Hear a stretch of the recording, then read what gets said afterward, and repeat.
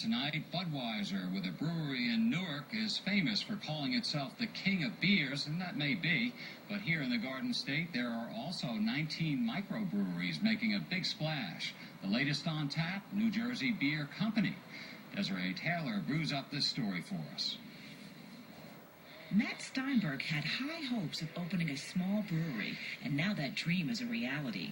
I think I have to combine the knowledge of the business, the knowledge of the industry, and knowledge of beer in general, and certainly the passion to get this thing off the ground and turn it into a successful company. Even a very small amount of this will add a lot of flavor.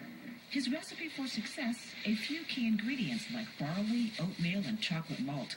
The process sounds simple. First they grind and mash the barley, boil it, and add hops and ferment for a few weeks. The end result, 3 different beers under the name New Jersey Beer Company.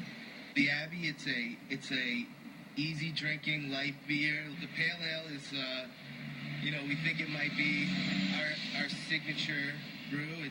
It's hoppy, it's amazing, and it's one of the most popular types of beer going around these days.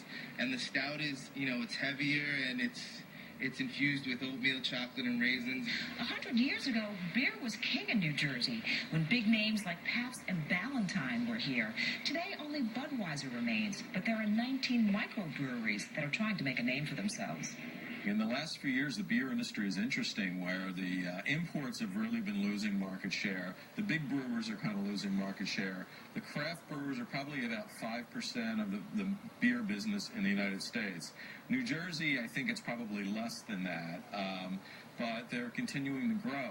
Those who love this beer say because it's handcrafted, it has the same appeal as locally grown produce. It's like getting a New Jersey tomato in August versus one of those pink baseballs you get in the supermarket in January. They're both tomatoes, but there's totally different flavor and character. But starting a business in this uncertain economy can be challenging. One advantage, people generally drink alcohol in good and bad times. And if we can survive, getting off the ground in the middle of a really bad recession, then, I think when times are good, that we should be doing that much better. Desiree Taylor, NJN News, North Bergen. Now that story will wet our whistle just in time for the weekend. Bottoms up.